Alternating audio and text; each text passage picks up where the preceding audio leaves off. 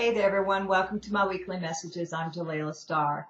Today the topic is Ascension, or it's Destruction or Ascension.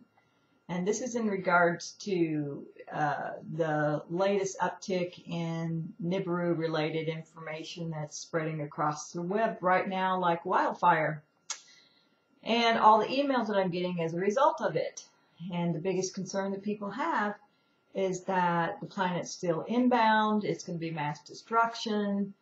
They're hearing it from numerous sources, some of them that they put a lot of faith in, and they're wanting to know if there's any validity. So instead of having to answer every single email, I'm just doing the video and the weekly message on it. So let's talk about it for a second. Is there going to be, are we ascending? Have we ascended? Are we going to see mass destruction? Well, my take on this is that both parts, both perspectives have validity. Okay, and here's why. We are on two timelines now. Actually, we're on multiple timelines, but we'll kind of lump them into two timelines. Let's just say we're on the 3D timeline, which is controlled by the powers that be, the PTB, the Cabal. And then we're also on another timeline, which we created in 2012 when we crossed the galactic equator, which we kept talking about for years and years and years, that would happen. We started on a new timeline there. And so we're kind of like running with these two parallel timelines, one higher, one lower. So the channels, and this is what I'm trying to explain to people, the channels that are channeling information from these off-world groups are getting the information based on those groups' perspective. Some of them have a 3D perspective. Some of them have a higher perspective. So the 3D perspective ones, let's take them first. They are going to see the timeline of mass destruction because that's the level that they're at. Because you cannot see above yourself. You can see below, but you can't see above. So that's kind of an indication about their levels of consciousness. And they're trying to help because they truly see that timeline playing out, okay?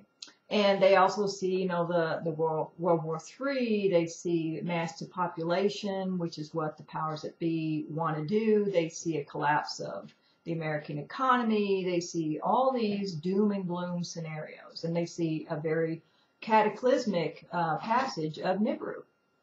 Okay. So then you have the other channels and the other off-world groups, and what they're seeing is a different picture. What they're seeing is that Nibiru is not going to be a big deal. Actually, it's already passed. That's when we saw the two suns. You haven't seen any two suns lately because when Nibiru was passing the sun back around 2012, there were pictures on the internet taken in the southern hemisphere of two suns. Well, that's exactly what you would have seen. So now we're on the outbound. So it's outbound, and sometimes we get peaks of it.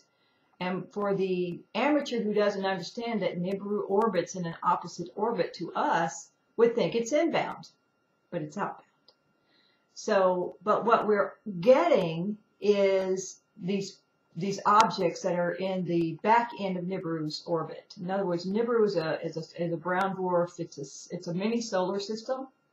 It's a sun that never ignited, but it still has a strong magnetic field, and it's able to draw matter toward it and create ring nodes and have this matter orbit on those ring nodes. They're like little planets. Some of them are a little bit bigger planets, all kinds of things. We're orbiting asteroids, comets, and that's why we're getting a lot of those right now as well. Because as we come around the sun and we're on the same side where we can glimpse Nibiru going outbound, we're also seeing all of her stuff. So that's behind a lot of it. So anyway, the higher perspective channels do not see a negative impact or a negative issue, because if that were going to happen, it would have happened by now.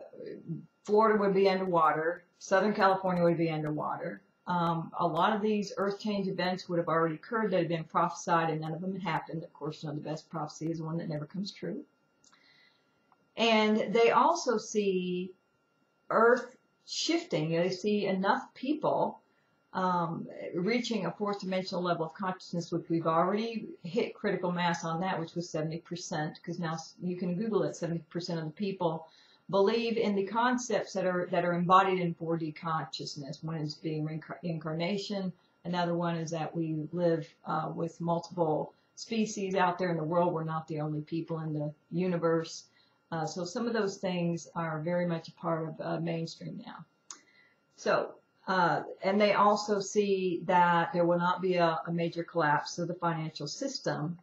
And they will see that this struggle right now to bring about a new financial system going off of fiat currency to asset-based will not end up playing into the hands of the PTB as they intended, but will actually go the opposite direction and be able to support this new reality.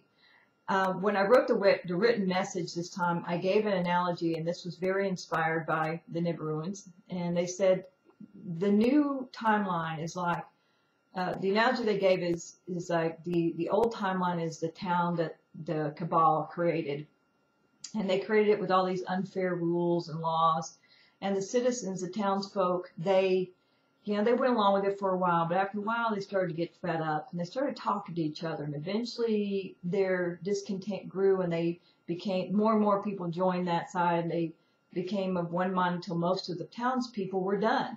But instead of fighting and killing the PTB and burning down the town, they just said, you know what, we're done. We're not going to do this anymore. You know, we're moving. So they began an exodus out, a few at a time, until eventually more went. And they went and they set up shop in a new location. They started to build a new town. That new town is a new timeline. And as more and more people ventured over there, then the town grew and manifested into a city and then into a nation. And so that's what we're building. We are building that new town now. So for all those who are out there and they're listening to these channels, who see this 3D timeline, what they're seeing is correct for the people for whom the 3D timeline is part of their soul journey. And what I mean by that is that there are people on this planet who did not come to ascend. They came for the 3D ride because that's what they need on their soul evolutionary plan right now. So that's why that timeline will continue to exist. And those who choose to tune into that timeline, into the fear and all the negativity, you know, then that's what they need. But for those of us who decide that that's not going to be our reality, that we're going to step out of that and we're going to go to that new town, and we're going to be a part of the new, more functional systems, then we can do that. So in answer to make a long story short, or shorten this up, I see that both realities will occur, but it's really up to you which one you want to be involved in. Do you want to stay in the old town, or do you want to stay in the new town? The choice is really yours. And that's the good news. You have the power to choose the reality that you want. So if you want to be in fear, fine. If you don't want to be in fear, you don't have to be.